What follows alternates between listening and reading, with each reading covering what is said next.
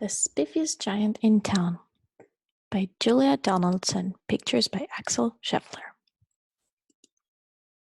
George was a giant, the scruffiest giant in town.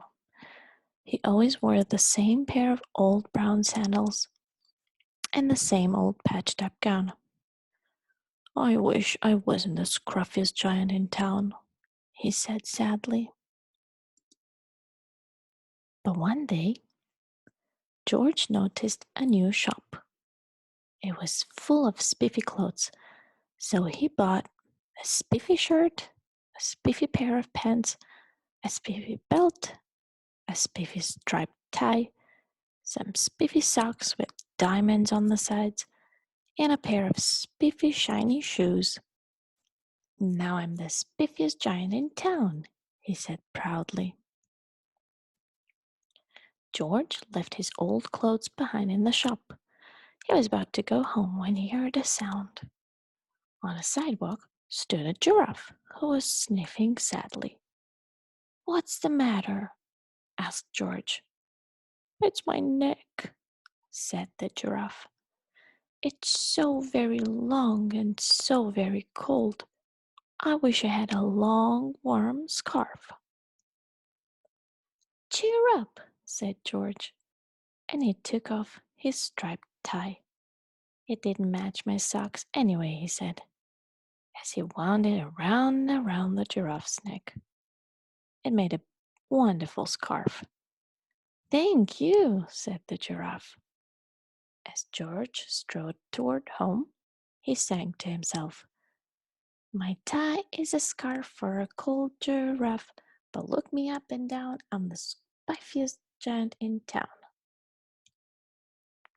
George came to a river. On a boat stood a goat who was bleating loudly. "Meh!" "What's the matter?" asked George. "It's my sail," said the goat. "It blew away in a storm. I wish I had a strong new sail for my boat." "Cheer up," said George, and he took off his new white shirt. "It kept coming untucked anyway," he said, as he tied it to the mast of the goat's boat. It made a magnificent sail. "Thank you," said the goat. George strode on, singing to himself, "My tie is a scarf for a cold giraffe, my shirt's on a boat as a sail for a goat, but look me up and down, I'm the spiffiest giant in town." George came to a tiny ruined house. Beside the house stood a white mouse with lots of baby mice. They were all squeaking, "Squeak, squeak." "What's the matter?" asked George. "It's our house," squeaked the mother mouse. "It burned down, and now we have nowhere to live. I wish we had a nice new house." "Cheer up," said George, and he took off one of his shiny shoes. "It was giving me blisters anyway," he said, as the mouse and her babies scrambled inside. The shoe made a perfect home for them. "Thank you," they squeaked. George had to hop along the road now, but he didn't mind. As he hopped, he sang to himself, "My tie is a scarf for a cold giraffe, my shirt's on a boat as a sail for a goat, my shoe is a house for a little white mouse, but look me up and down, I'm the spiffiest giant in town." George came to a campsite. Beside a tent stood a fox who was crying. "What's the matter?" asked George. "It's my sleeping bag," said the fox. "I dropped it in a puddle. I wish I had a warm, dry sleeping bag." "Cheer up," said George, and he took off one of his socks with diamonds on the sides. "It was tickling my toes anyway," he said, as the fox snuggled into it. It made a very fine sleeping bag. "Thank you," said the fox. George hopped on, singing to himself. My tie is a scarf for a cold giraffe. My shirt's on a boat, a sail for a goat. My shoe is a house for a little white mouse. One of my socks is a bed for a fox. But look me up and down. I'm the spiffiest giant in town. George came to a big squishy bog. Beside the bog stood a dog who was howling. Oh, what's the matter? Asked George. It's this bog, said the dog. I need to get across, but I keep getting stuck in the mud. I wish there was a safe, dry path. Cheer up, said George, and he took off his spiffy new belt. It was squeezing my tummy anyway, he said, as he laid it down over the bog. It made an excellent path. Thank you, said the dog. The wind started to blow, but George didn't mind.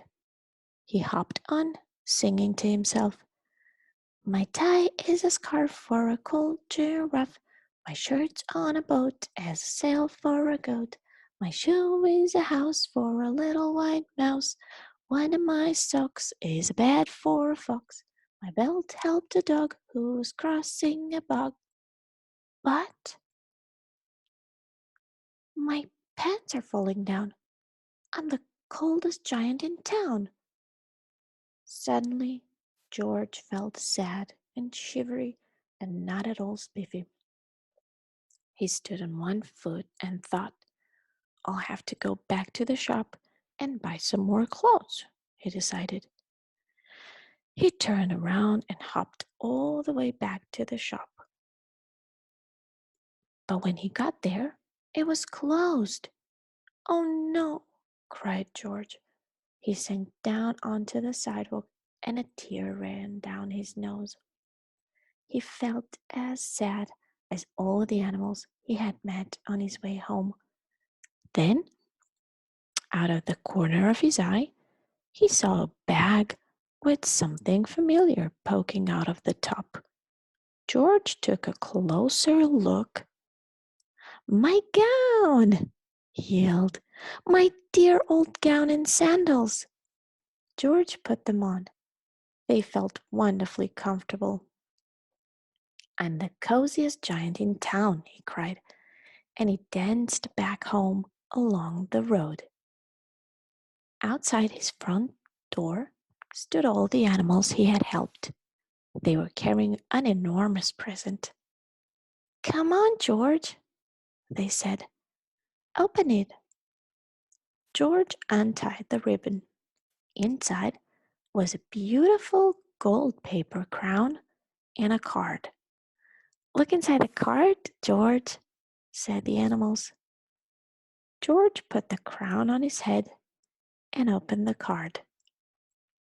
Inside, it said, You gave your scarf to a cold giraffe, your shirt's on a boat as a sail for a goat. Your shoe is a house for a little white mouse. One of your socks is a bed for a fox. Your belt helped a dog who was crossing a bog.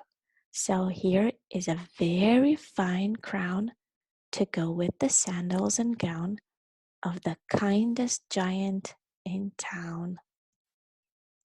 The end.